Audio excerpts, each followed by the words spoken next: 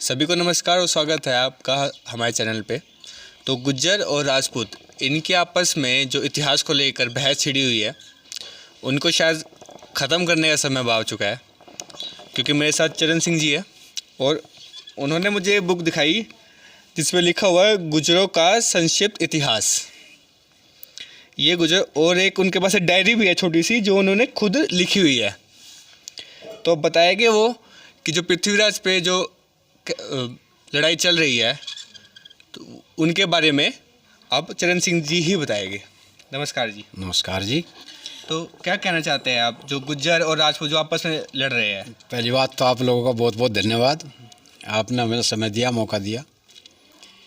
देखो भाई, हम जातिवादी लोग नहीं हैं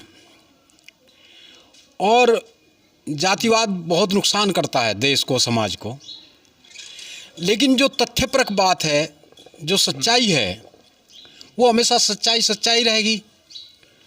उसको अगर पंडित नेहरू पंडित थे, प्रधानमंत्री रहे, इंदिरा गांधी ब्राह्मण थी, प्रधानमंत्री रही, अटल बिहारी चौधरी चरण सिंह जाट थे, तो बोलेंगे तो वो जाति से ही ना, तो उनको ऐसा तो नहीं कि उनकी जाति मिटा दी जाएगी।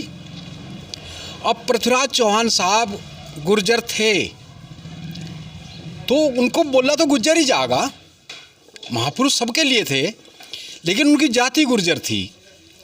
और राजपूत तो बोलते हैं वो तो राजपूत थे।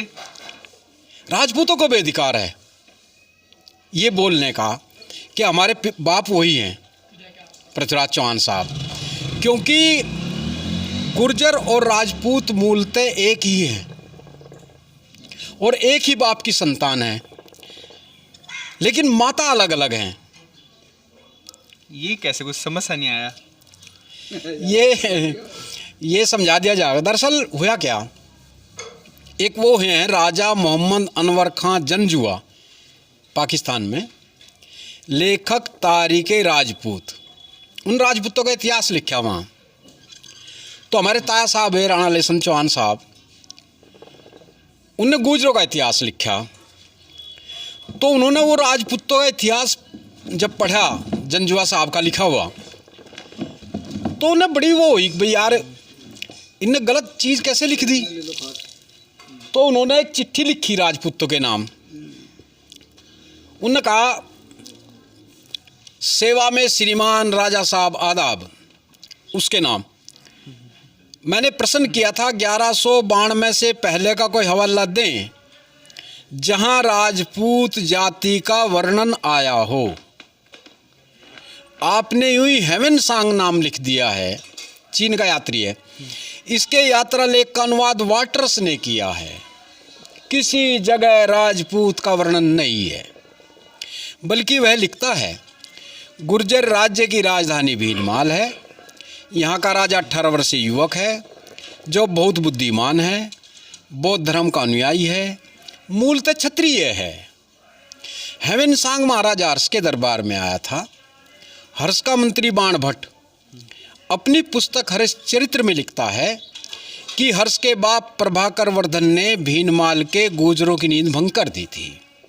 Mister Hoernle, G S. Chatterjee, C V. Vaidya लिखते हैं, इस काल में उपद्वीप में गुर्जरों का दूसरा बड़ा राज्य था।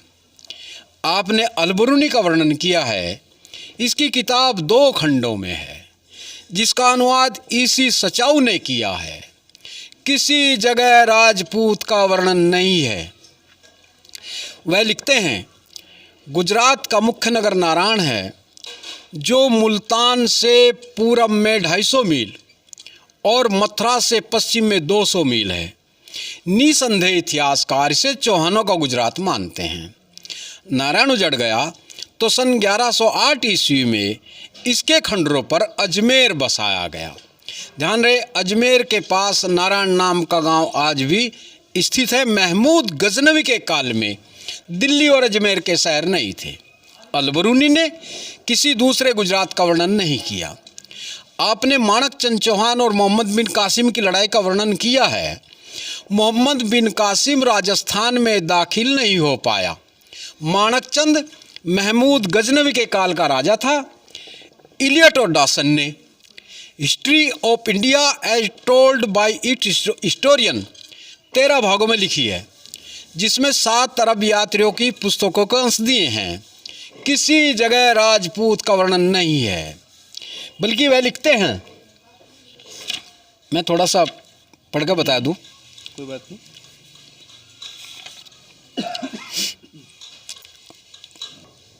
माणकचंद महमूद के काल का राजा था इलियटो, ये तो बोल दिया मैंने। अच्छा, कि कन्नौज के गुर्जरों का वर्णन है।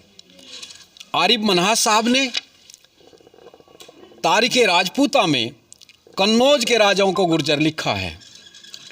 अधिकतर पुस्तकें और शिलालेख इन्हीं राजाओं के हैं, इनको गुर्जर प्रतिहार व्यक्त करते हैं।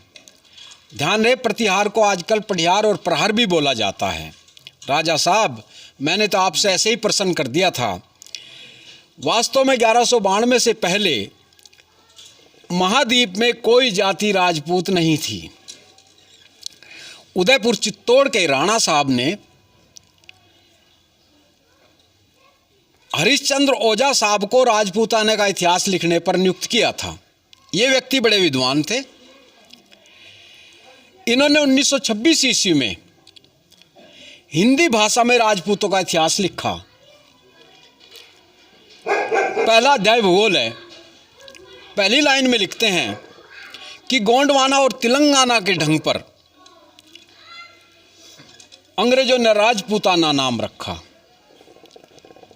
दूसरे अध्याय में राजपूतों का वर्णन है। पहली लाइन में लिखते हैं कि जिस प्रकार राजपूताना शब्द अंग्रेजी काल में प्रसिद्ध हुआ, उसी प्रकार राजपूत शब्द मुस्लिम काल में प्रयोग में आया।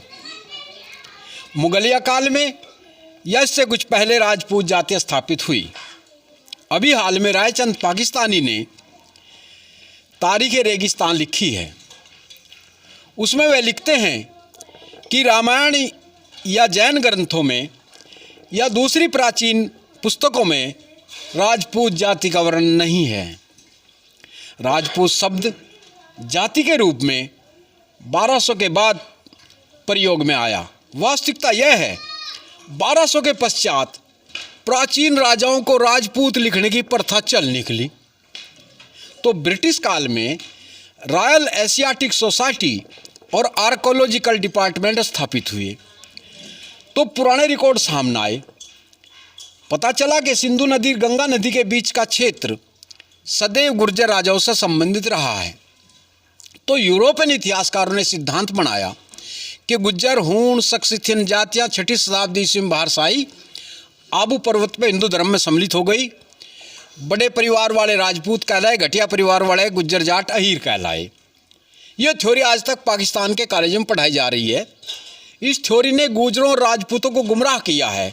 एक बात और बताओ, दुनिया में कहीं हवन से पैदा होंगे आदमी, अक्चारी योद्धा पैदा हो गया, अब पर्वत पे हवन करया, हवन में तो लिकट गए।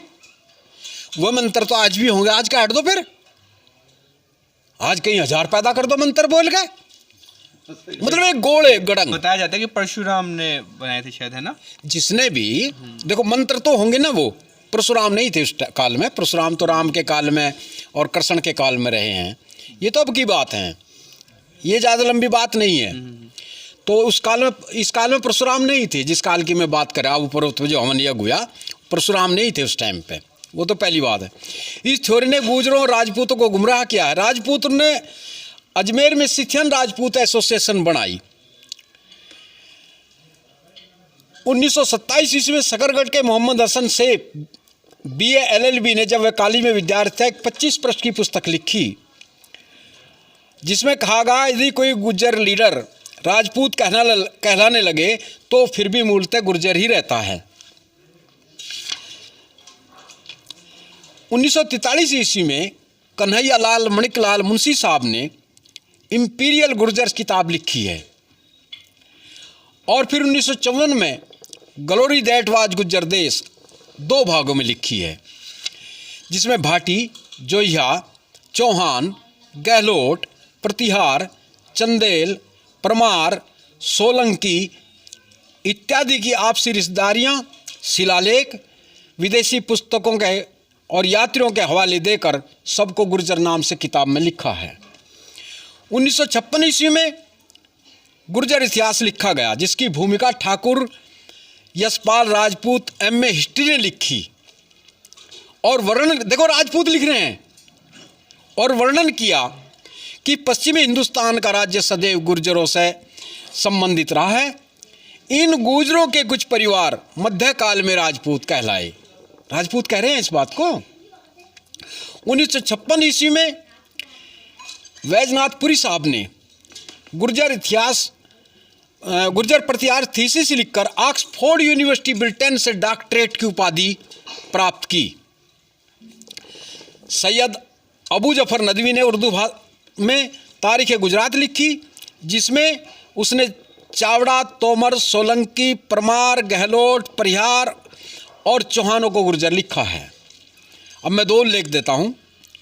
Glossary types and caste Punjab व सरहद में डेंजिल इब्बट सर ने गुर्जरों की बुराई लिखी, परंतु अंत में लिखना पड़ा।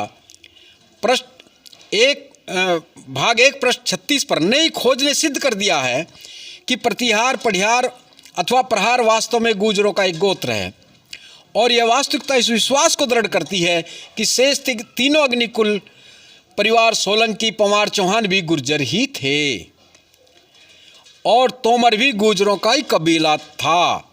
गुर्जरों के विशाल राज्य 9वीं शताब्दी के प्रारंभ में बहुत बड़ा था, जिसमें भोजा, हिमालय की तराई, मत्स्य, लाहौर क्षेत्र, मद्र, सियालकोट क्षेत्र, कुरु